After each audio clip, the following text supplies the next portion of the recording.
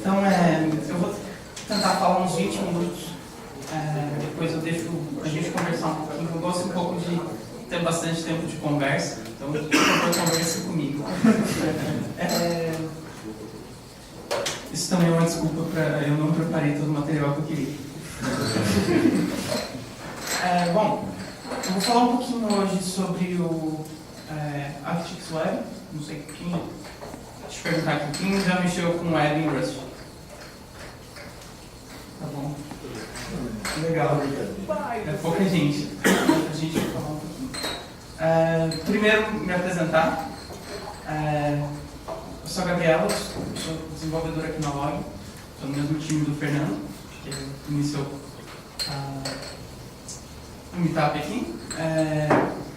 Sou formada no Unicamp, comecei a mexer com Rust em 2015, estagiei na Mozilla, tive o primeiro contato mais sério lá. Hoje eu participo, estava conversando com o pessoal lá, participo principalmente da comunidade do IO e do STLWeb, que mexe com WebAssembly, interopera com JavaScript. E foi a pessoa que trouxe um pouquinho de Rust para dentro da Log, onde a gente roda um microserviço, justamente com o Arctic Web. E depois vocês podem perguntar se dói. Bom, toda vez que eu vejo alguém falando de framework, eu espero justificativas. Porque assim, você vai falar de um outro framework, mais um framework web.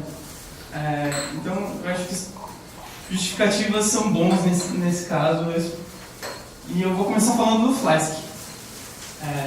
Por que do Flask? Porque todo mundo gosta do Flask. Alguém não gosta do Flask? É muito difícil achar alguém que não gosta do Flask. Mas enfim. E por que as pessoas gostam do Flask? Especialmente quem vem na comunidade Python. Porque o Flask é isso. É muito pouco boilerplate. E eu acho que uma das coisas mais especiais do Flask é que ele torna escrever web idiomático. Então, quando você fala, eu tenho um parâmetro do meu path, ele vira uma variável. Quando eu tenho uma query string na minha URL, ele vira um KWArgs, vira um dict que eu posso acessar. Então, eu acho que isso é bastante mágico que o Flask trouxe até o conceito de que era um micro-framework, né? Essa ideia de que o boilerplate é bom. Só que isso vai até a página 2, né? Porque assim, quando a gente começa a falar de tratar um body, já começa a ficar meio chato, né? Porque daí você tem que arranjar alguma lib de validação, alguma lib de serialização que você goste, daí você vai ter um leque enorme de escolhas e de repente você está brigando com o interópero da sua lib de serialização com o seu framework e de repente quebra alguma coisa na serialização e você fica triste. Ou alguém que trocava lá e insere outro lib no projeto e fica aquela bagunça toda. Sem contar a performance, que em geral não é muito boa. Então, trouxe outro cara pra gente discutir também. Mas você está falando de web, por que você vai falar do PyTest? Eu vou falar do PyTest porque eu acho que ele traz alguns conceitos legais que a gente não vê muito em outros lugares, mas especialmente eu quero falar da versão que todo mundo gosta do PyTest. É muito raro alguém que não gosta do PyTest. Eu não gostava porque eu não sabia mexer. Depois que eu aprendi, eu passei a gostar. E o que eu acho que o PyTest introduz muito legal é a maneira como ele trata injeção de dependência. E o que é interessante disso quem é que já mexeu com o PyTest? Quem é que já usou fixtures? Tá, ainda bem que é todo mundo, porque às vezes você fala quem já mexeu com o PyTest, a pessoa nunca usou fixtures. Mas enfim, o que eu acho legal é a maneira como ele trata injeção de dependência e que você passa a fazer seu código depender de alguma dependência através do nome da variável. E isso é muito interessante porque você consegue, de certa maneira, deixar parte do tratamento deslocada do seu render principal, do seu test case. Vou falar um pouquinho de como isso se aplica à web. Queria propor um conceito aqui. Na verdade, foi proposto há um tempo atrás já. Mas assim, e se a gente pudesse usar injeção de dependências nas nossas views, se as dependências pudessem atuar como guardas de uma requisição, né? Esse termo é interessante, mas basicamente a ideia é de que as dependências que eu estou requisitando também implicam no handling dessa requisição. Então, se eu requisito uma dependência cuja a serialização do meu payload não é compatível, isso é um erro 400. Se eu requisito uma dependência de autenticação e eu não passei um header de autenticação, isso é um 401. Se eu requisito um usuário e esse usuário não é um usuário autorizado a fazer aquilo, eu tomo um 403 e assim por diante. Então a ideia também é validação, autenticação, tudo isso viram request guards ou request handlers. E por que usar nomes? Né? O PyTest usa nomes porque é conveniente no Python, mas a gente pode usar tipos para falar disso. A gente encoraja tipos fortes. E daí eu trago uma proposta. Quem conhece esse framework, eu acho que é um dos mais populares dentro da comunidade Rust hoje. Ele introduz todos esses conceitos do que é uma request guard, do que é e como eu posso fazer minha view o mais simples possível através de injeção de dependências. Então eu posso simplesmente falar, olha, eu tenho um get profile que recebe um username, mas eu tenho um create profile que recebe um JSON daquele tipo que eu defini lá, e eu só vou entrar naquele caso se meu tipo for deserializável por aquilo. Caso contrário, eu vou tomar um erro. Alguém já usou o Rocket? Legal. E eu lançar o Rocket é muito fácil. A gente vê que tem muito pouco boilerplate. Ele parece bastante com o Flask, né? Mas também tem muita magia aqui, né? Para quem conhece o código Rust, tipo, tem um negócio ali que ninguém nunca viu, né? Que é aquela ideia ali do hash post. Isso é uma extensão do compilador. Isso é nightly, mas enfim. Ele é bem fofinho. E eu também vou falar um pouco do Actix, que veio depois. Ele se inspirou no Rocket nesse sentido. Você pode ver que é bem parecido. Se a gente for ali, ele troca um pouco o JSON user por uma thread implementation, que é um responder. Em vez de usar aquelas compiler extensions, ele mapeia explicitamente os resources. Mas é bem parecido. Depois, assim, snippets eu tenho de um monte, eu não vou passar na palestra. Quem quiser ver um snippet, fala, eu quero ver um snippet para esse caso, daí eu mostro. E bom, o que é isso? Isso é type safety, né? Falar que o meu tipo, eu só entro naquele handler se o meu tipo for deserializável, a gente está falando de type safety a nível de API. E a type safety de verdade, não é caching. Porque se você pega outros frameworks webs, vou citar um daqui a pouco, que é o Hyper, ele é type safe dentro do conceito de Rust ser type safe. Mas eu tenho que fazer caching o tempo inteiro.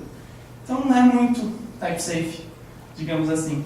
Eu preciso fazer handling dos tipos manualmente. Tem alguns frameworks outros que implementam esse approach. Não sei se vocês conhecem. O EA-Sod e os POC são de Haskell. O API Star é de Python 3. Ele usa type hints. É muito legal. É nesse mesmo conceito. E tem o Rocket e o Actix Web em Rust. Tentei justificar um pouquinho esse approach de desenhar um framework. Então, estou tentando justificar ao mesmo tempo aqui o Rocket e o Actix. Vocês viram que eu não falei de performance, porque eu acho muito mainstream falar de performance numa comunidade Rust. Então, quando a gente fala de frameworks em Rust, o que a gente quer? A gente quer que ele seja rápido, a gente quer que ele seja type safe. Então, por que eu vou escrever um framework que não faz uso do meu sistema de tipos forte, Se eu posso fazer uso do meu sistema de tipos forte. E flexível multipropósito, isso todo mundo quer. Acho que incluir baterias é legal, mas desde que você deixe flexibilidade para usar o que você quiser. Tem o Hyper, mas o Hyper ele tem dois probleminhas, né? Ele não usa tipos fortes, eu preciso fazer casting. Ele tem um boilerplate grande, então assim, fazer handling de uma requisição do Hyper. Ele não tem um modelo de routing rápido, eficiente, mas assim, mesmo assim ele é a base para a maior parte dos frameworks web que surgiram na linguagem Rust. Talvez você já tenha visto algum daqueles nomes. É bem pouco comum as pessoas usarem o Hyper diretamente, que nem usar o WSGI diretamente, mas acaba que alguns frameworks usam o Hyper, que ele é um servidor, e um framework bem simples, bem low level. Ups, o que eu fiz? Tá. É a primeira vez que eu uso o review, né? Enfim, eu era a pessoa do... Enfim, vamos lá. Bom, tem o Rocket, ele é muito legal, ele introduz todos aqueles conceitos que a gente apresentou. Então assim, Rocket, ele é escrito por um professor de Stanford, que eu não vou me lembrar o nome, eu tinha anotado e eu perdi minha anotação. Mas enfim, depois eu posso mostrar o que é. E ele provou vários desses conceitos, inclusive com publicações científicas, o que é bem interessante. Ele provou alguns outros conceitos da linguagem Rust, por exemplo, mas ele traz esse conceito de type safe numa API web, mas ele tem dois problemas que para mim são matadores. Assim. Ele depende do Nightly, por conta de usar esse compilador, e ele é completamente simples, o que para aplicações de alto desempenho acaba sendo um problema. Mas o Rocket está em constante evolução. Talvez o Rocket use, no fim das contas, o Artix. As coisas são confusas. Mas tem um debate legal aqui, que é falar como a gente faz o Rocket mais rápido e mais flexível. E o Arctix entra com essa proposta. Ele foi lançado em 24 de setembro de 2017, o primeiro commit, na verdade, do 0.1. Vai fazer um ano, é bem recente. E a versão, quando ele se tornou público, foi na 03, 21 de janeiro de 2018. Então ele é bem novo. E ele é escrito por aquele Nikolai Kim. Alguém conhece esse cara? Ele é famosinho e ele trabalha na Azure. Recentemente a Azure abriu boa parte do projeto de OT dela, que tem uma base de Rust bem grande. E boa parte dos commits são desse cara. Ele escreveu o PyO3, que eu estava falando na talk passada, que é a interop de Rust com Python. É um ecossistema bem razoável, bem interessante. E ele escreveu aquelas duas coisas em Python que são bem famosinhas também. O IOTTP, que é o framework web mais utilizado dentro do Async.io, e ele foi co-contributor do Async.io. É um cara que entende de paralelismo. Release aqui, ó, de 21 de janeiro. Recepção da comunidade foi muito boa. Na semana seguinte ele entrou no Tech Empower, dentro dos top 10 de várias categorias. Então ele é rápido, é realmente rápido. Quem quiser ver benchmark no final pode falar também. O Armin Rancher, não sei se vocês conhecem, é o escritor do Flask.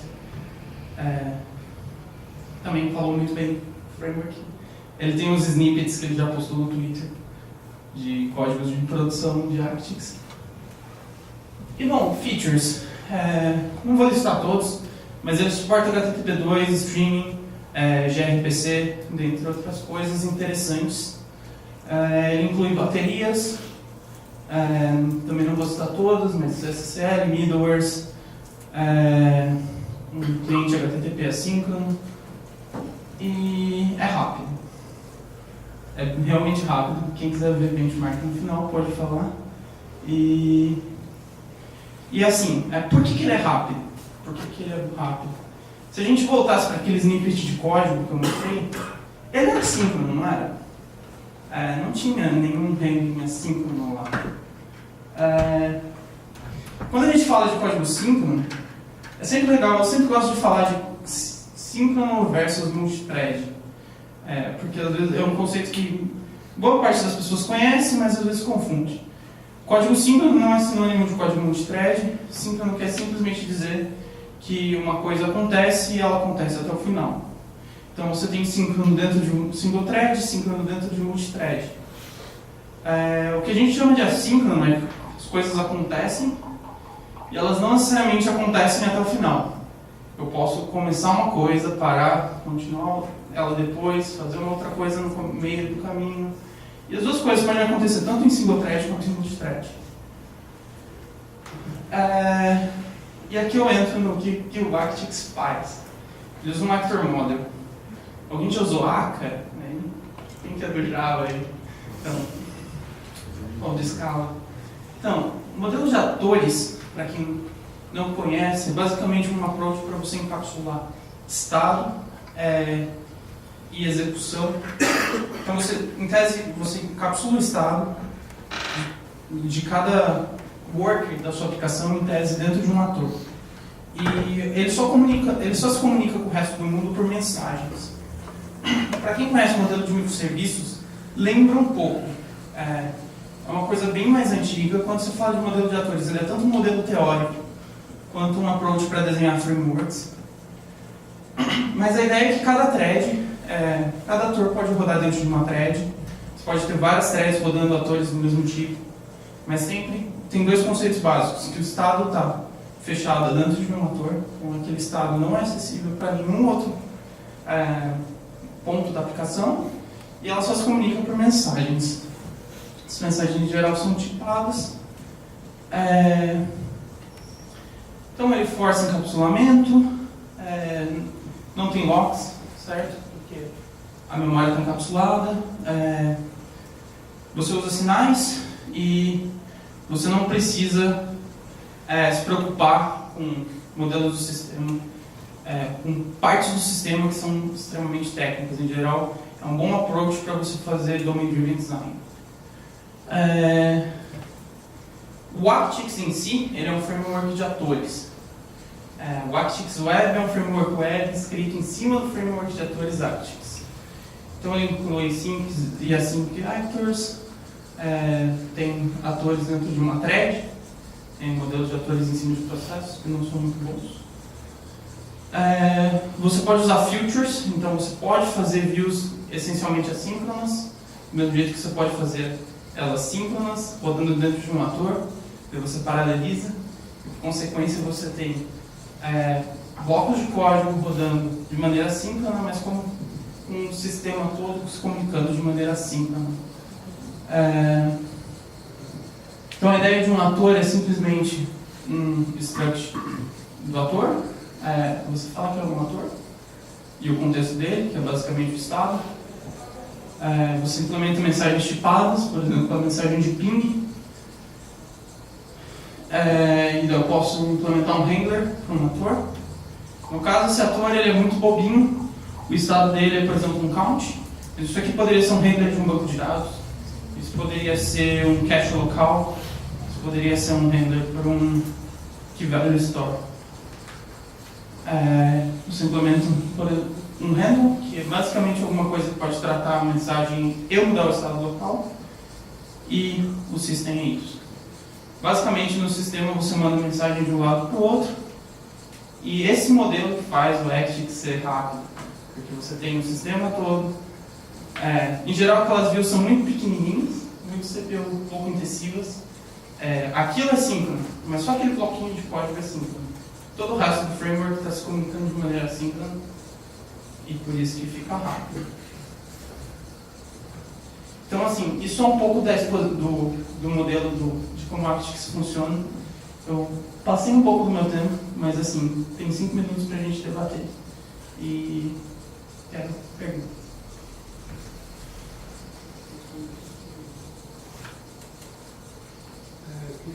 Se puder, comentasse quais foram os desafios que você está implementando nesse modelo no projeto da Lua.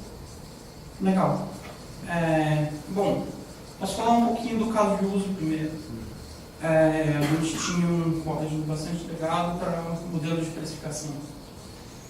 Então, precificação é um domínio que, no nosso caso, ele é intensivo do ponto de vista de matemática, porque eu preciso pegar um pedido e saber precificá-lo a partir de todas as variáveis dele.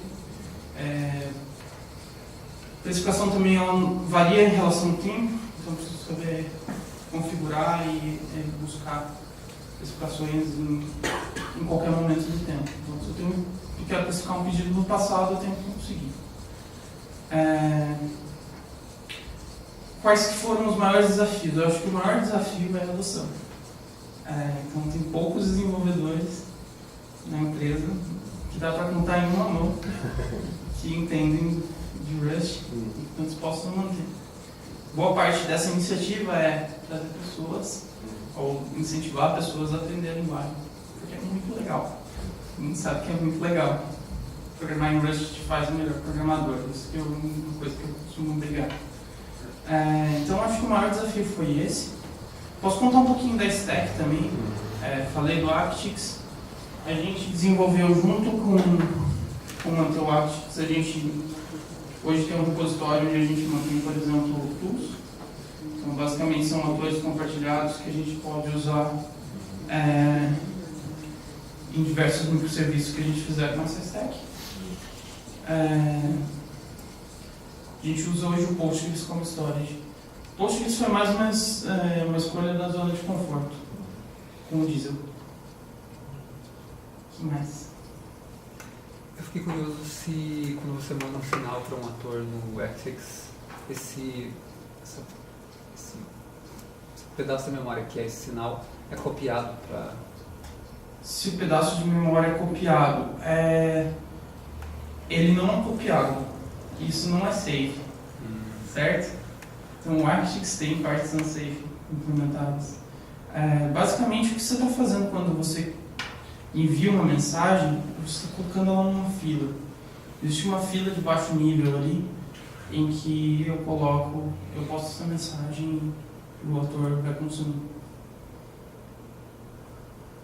E o Actix ainda garante ainda mantém as garantias do Rust de... Como API, não dentro da implementação. Então ele é safe em tese, mas ele garante via API dele uma interface safe. Sim.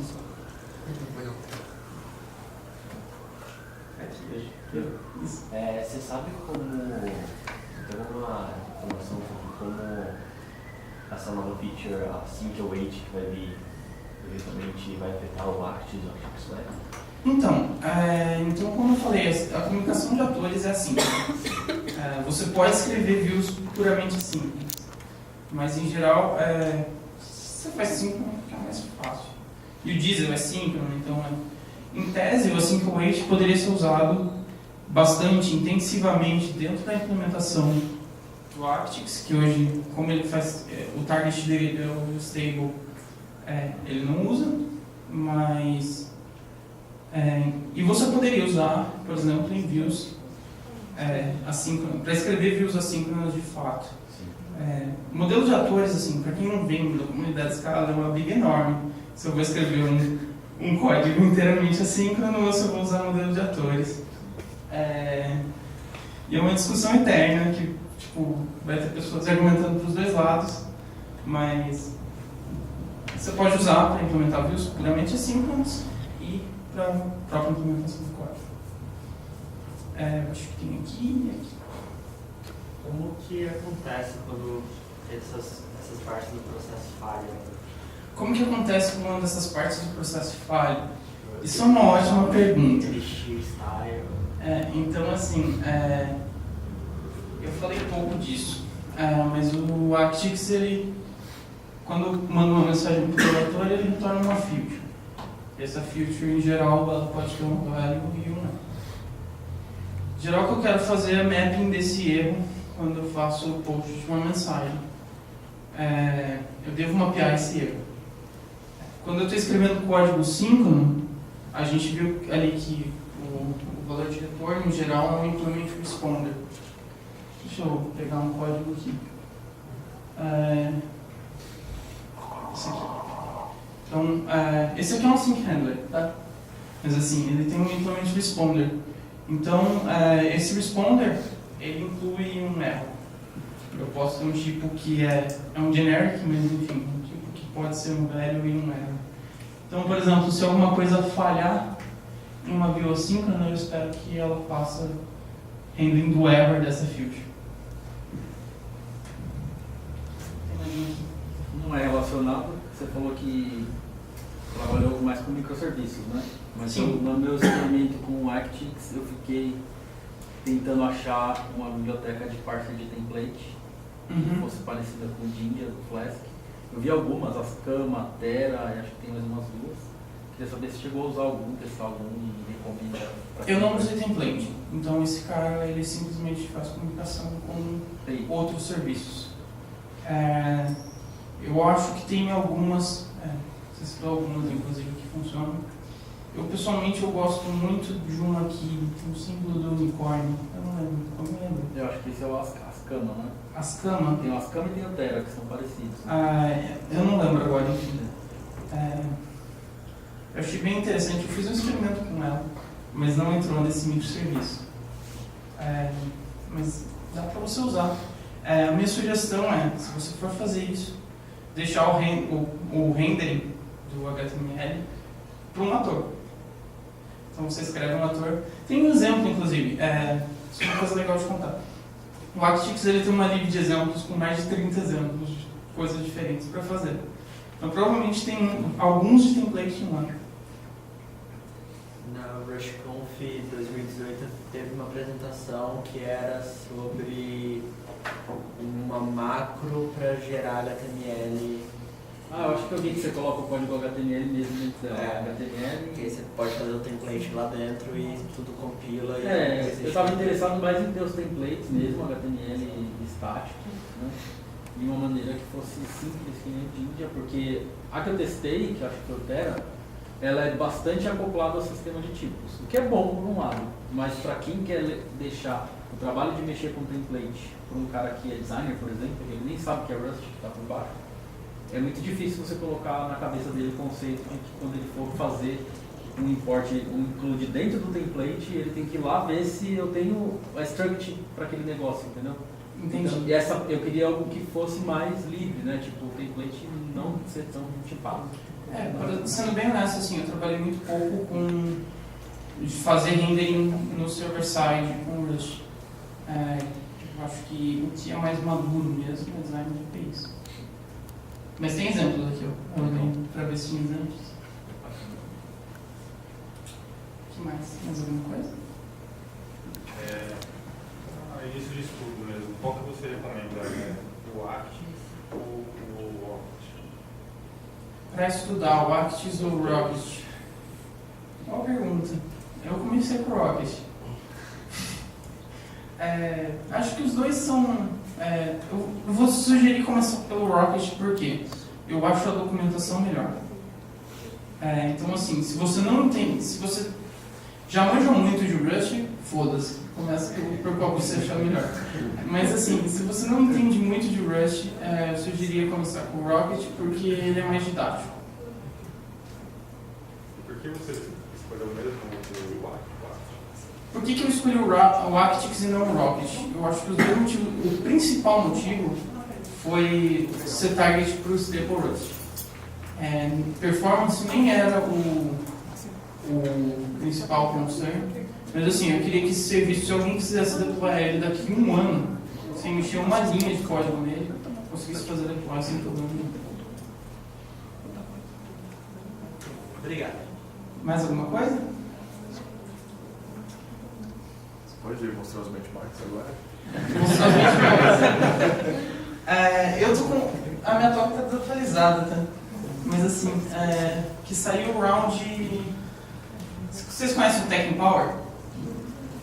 Eu acho que eu vou até abrir o site deles aqui.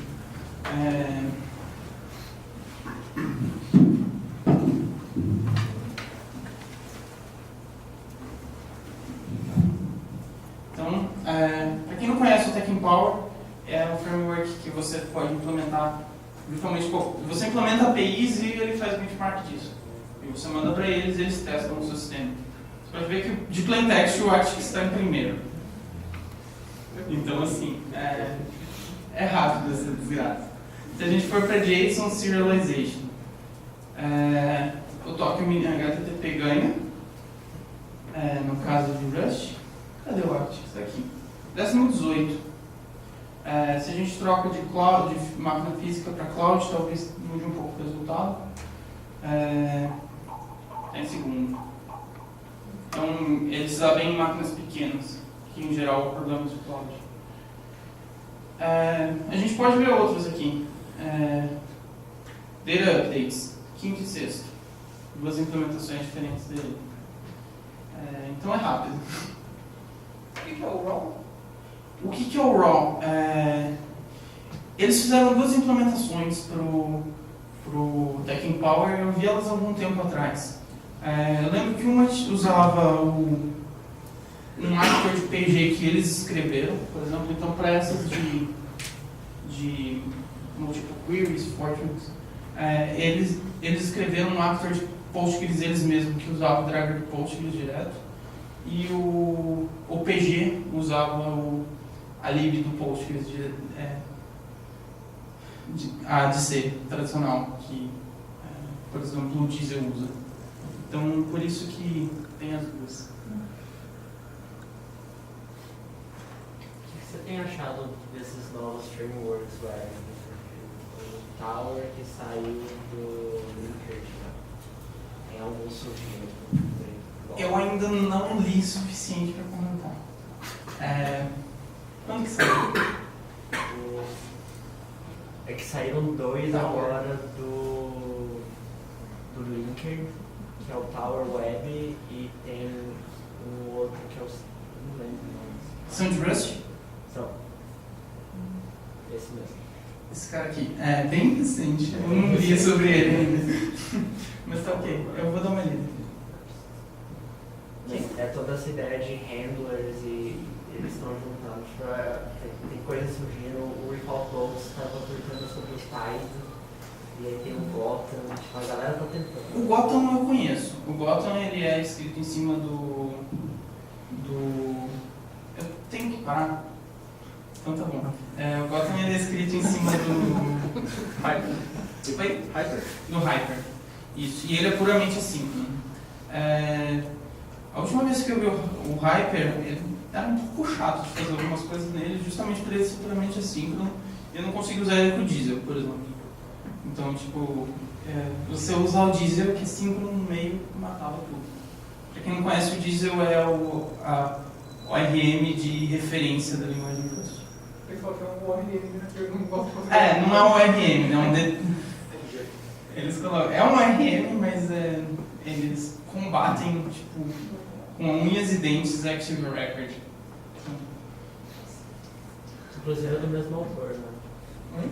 O Sam Griffin trabalha no Active Record. Ele falou, então, eu não quero fazer o Active Record. Ele falou que quer fazer exatamente uma coisa que seja exatamente o contrário disso. Porque eu fiz. E é muito bom, eu recomendo, sim. Você acha bom? Do mesmo jeito que o Rust transforma runtime errors em compile errors, o Diesel transforma SQL errors em compile errors. Posso fechar?